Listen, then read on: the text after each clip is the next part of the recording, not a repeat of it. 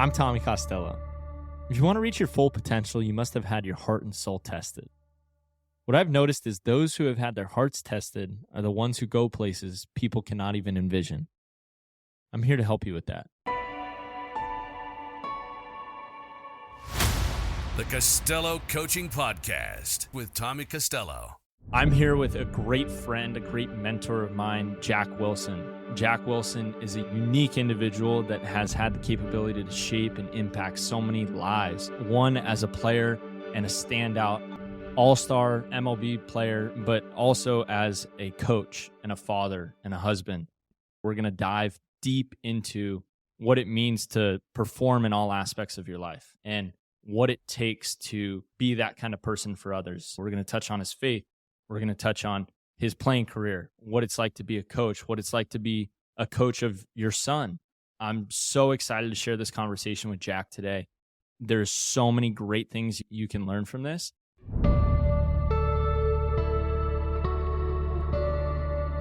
Let's just jump right in. So Jack Wilson, excited to have you. Yeah, man, happy to be here. I'm interested in what makes Jack Wilson. What is it that makes this guy go?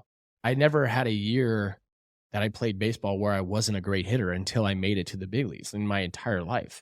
I've always hit at every level I went to and hit high. So that offseason, I said, all right, no more of this being okay, because I was really setting the fact that as long as I play defense, You're good. I can go 1 for 4 and I'm fine. If I went 1 for 4 in AA, I'd tell Julie, hey, I'll get a ride home because I'm going to hit in the cage for another hour because I can't believe I just got out 3 times. It's just that thought process in me. Like a 1 for 4 was like, oh my gosh. It's like my brother. What just happened? Right. Yeah. Oh, and 0 for 4. Like, Yeah. oh my gosh, Yeah. tear the house down. I mean, I got Julie flipping me Yeah. freaking wiffle balls to a blanket in our apartment in like A-ball. Really? Absolutely. No No joke. No joke. I Oh. could not go to sleep unless Yeah. I fixed the problem. And way. the bottom line is no 0-fers and 1-fers were not allowed. I'm Yeah. getting 2 every day, but that was the thought process. So like even when I hit 340, I'm like, gosh dang, I should have hit 350 that year. I should have Wow. hit 360. And that was always my thought process because I was always a hitter. For 3 years, I was just like, okay, I made my focus about defense, even in the offseason. I didn't hit as much.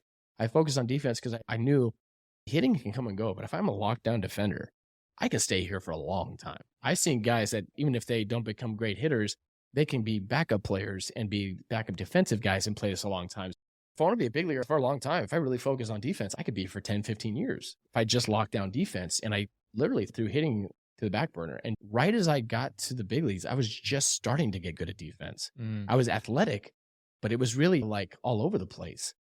Then as I got to big league coaching and played around other big leaguers and watched these guys do their thing, I got better at defense in the big leagues than even though I was in the minor leagues. So in 2003, I'm like, okay, enough's enough. This whole 250 thing is, I'm okay with it right now and I shouldn't be because I know I've made the decision to go defensive. But so that offseason, I literally kind of moved back offensively and said, all right, fine, I'm going to figure out, do more hitting and stuff like that. Your language is so interesting to me because I tell my guys this all the time when I coach them. You very rarely rise to your goals. So say you set the goal of hitting 350, Right. but very often you fall to your standards. Right. Yeah. So like your standard in the very beginning was, hey, if I play defense, I'm good. Right.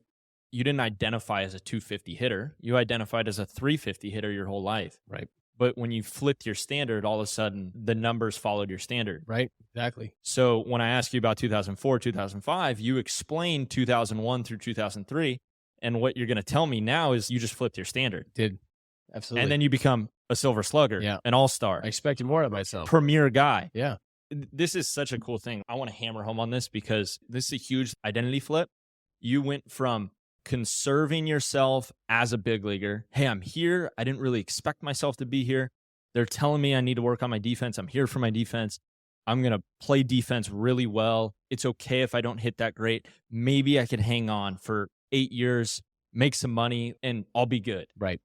And then you're like, dude, that's not who I am. Yeah. And you go, let's be an all-star. Let's be a silver slugger. Let's be as great as I can be at this. And I'm sure you didn't write down silver slugger or anything, but you just changed your standard. Yeah. You changed your standard. You're like, no, I'm a great hitter. And then what was 2004 and 2005 at the plate for you? Yeah, it was great. From the get-go, I went 0 for 1 in my first at-bat in 2004. Then I got a hit in my second at-bat And so my first at bat was the only at bat that I was under 300 the entire season. At that point, when I went for 2 and went from hitting 0 to 500, I never did below 300 the entire year. And I had a really crazy, I mean, I was hitting like 390 after the second month of the season. And like people were taking bets on like how far I was going to fall. Yeah. Like, oh, no, like he's a career 250 hitter. Yeah. And they don't It's ever gotta look at the come minor down. league stuff. Yeah. They don't look at anything before that. So I use that as fuel. You haven't been coaching for a long time. You just finished playing. Right.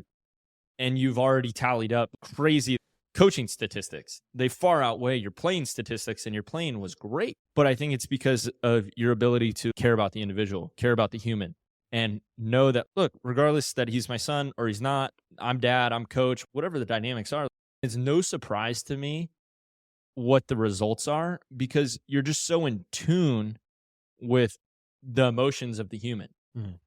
And I think that's why so many players respect you, love you, care about you, you care about them, because it's not about you. It's your humility. It's about them.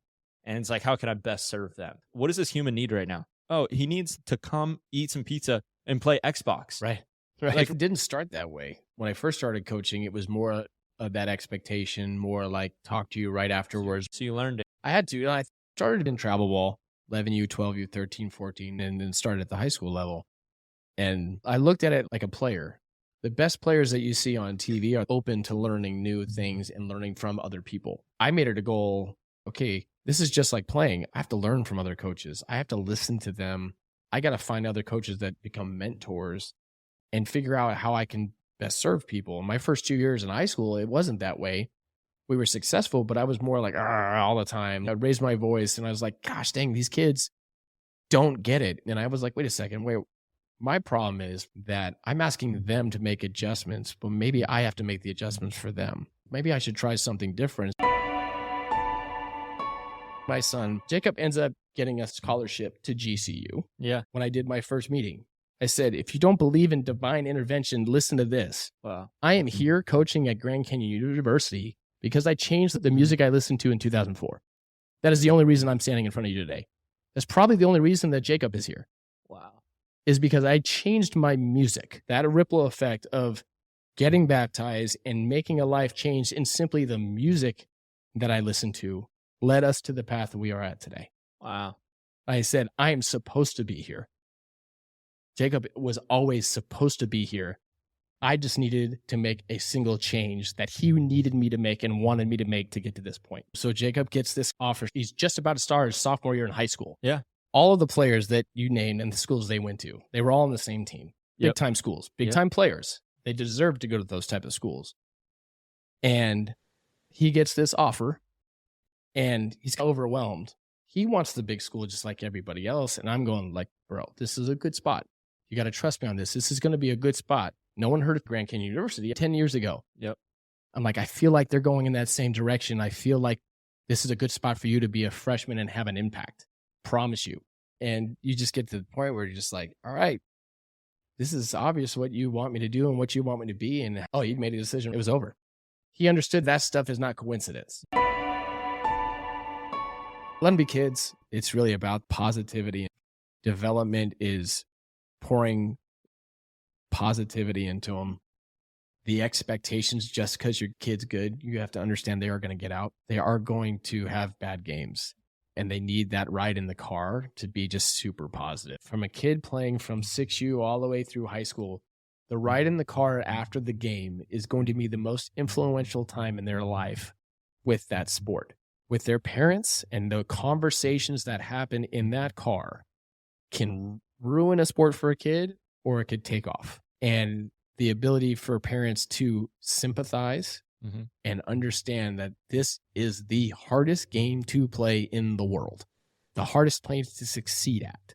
And honestly, I had to learn that too, because especially when your player has talent, then you want to push them because you see greatness in them. You can see potential. So I just think potential will grow instead of being forced, being massaged and being positive. I think it goes through the roof. So much. I think by being forced, I cannot believe you went 0 for 3 today. Yeah. I cannot believe you struck out against that kid.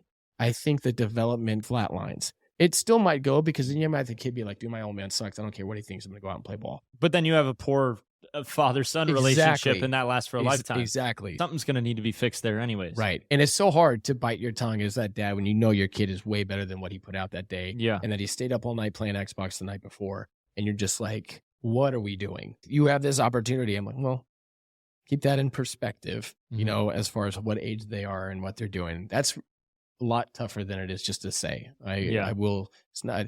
If you can do that, I think it benefits the kid's development by a huge amount. If you can just go into the trees and yell at the top of your lungs because you're frustrated your kid went 0 for 3, and then get in the car and get it out of the way and be like, hey, bud, I'm really proud of you how you handled yourself today. It wasn't a tough game, but you were a great teammate. You played really good defense. It didn't work out your way, but you know what? We can get in the cage and we can do whatever you want. I think the biggest thing that changed with Jacob is on our relationship as father coach is when I looked at him and I said, I'm never going to ask you to take ground balls or hit ever again. This was sophomore year of high school. Like sometimes it'd be like, come on, dude, it was a tough day today. We need to go swing it out because that's what I did. Doesn't necessarily mean that's what he needs to do, but that's just what I did. And it worked for me. It didn't work for him. So I said, listen, I will throw you BP and hit you ground balls every single time you ask me, but I'm never going to ask you to go out and do it. You just be you. And from then on, that changed because then he seeked me out and that showed me that he wanted to get better. So if time went by where he didn't ask me to go out and then he didn't play well or didn't hit well, and then he'd come to me and be like, all right. I didn't remind him, oh, the last 2 weeks, where were you? No, you're hitting 200 now. Where were you the last 2 weeks? Yeah. I'd be like, all right, let's go. Let's get back to work. I got some stuff for you. That's when our relationship changed and went through the roof, is when I started just allowing him to want it more than I did. Yeah. And that's the hard part, is the parents end up wanting it. And honestly, the kid wants it, but he's not old enough to understand it yet. He's not mature enough to understand what possible ramifications.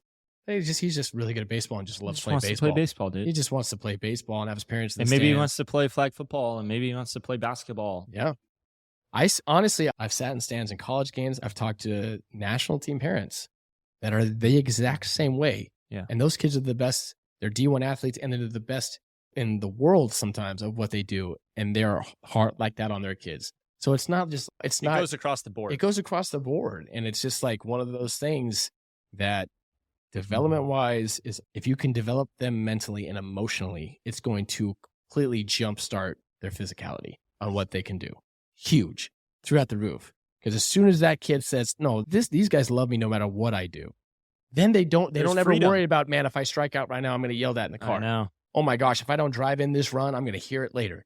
That's not playing baseball. That's playing scared, and it's no longer fun. On the next episode of the Costello Coaching Podcast with Tommy Costello.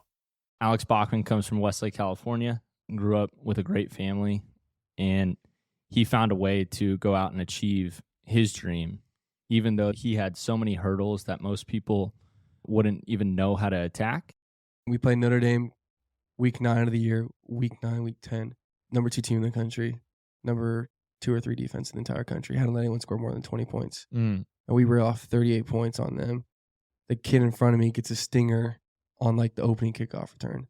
And my number gets called, and I hadn't really played since game 1. And up until that point, I'm just going to say it, but I was sneaking into the building every single night to get films from practice, whatever, so that I could set something up so that I could bounce. Yeah, so you could transfer. Because it was going week after week. Where you weren't getting an opportunity. Wasn't getting an opportunity, but I was balling out in practice. I was controlling my controllables, creating your own opportunities. Yep. And so then that moment comes calling, and I get one opportunity to play against one of the top teams in the country. And I hadn't played at all against that talent in a long time. So like most people, their confidence would be no, because of my preparation.